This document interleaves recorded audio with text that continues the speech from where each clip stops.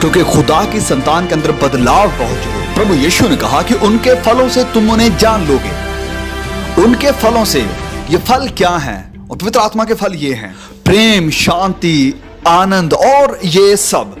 क्या आप मसीही जीवन जी रहे हैं? क्या आपने अपने आप को प्रभु यीशु मसीह को दे दिया है? क्या आपने प्रभु यीशु मसीह के साथ रिश्ता कायम कर लिया है? और क्या आपके जीने के तरीके में, आपके व्यवहार में कोई बदलाव आया है? और अगर नहीं, तो हो सकता है कि आप मसीही नहीं हैं।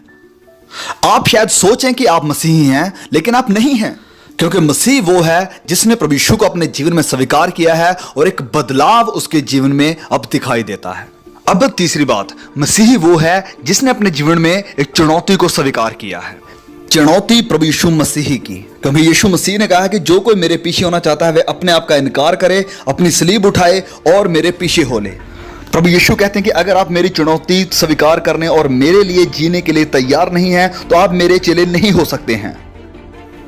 जब कभी भी भीड़ यीशु के आसपास इकट्ठी होती थी और भीड़ बहुत बड़ी हो जाती थी, तो प्रभु यीशु कहते थे, एक मिनट रुकिए।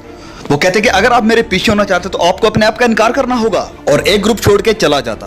और अगर फिर भी भीड़ ज्यादा होती तो वो फिर कहते कि अगर आप मेरे पीछे होना चाहते हैं तो अपनी क्रूस को उठाओ और हर रोज मेरे पीछे हो। और बचे हुए लोग ये सुन के भाग जाते थे, क्योंकि वह सलीब उठाने के लिए तैयार नहीं थे, वो फांसी के फंदे को चूमने के लिए तैयार नहीं थे।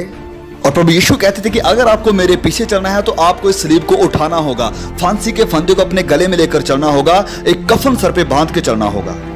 और बहुत लोग ये सब करने के लिए तैयार नहीं हैं।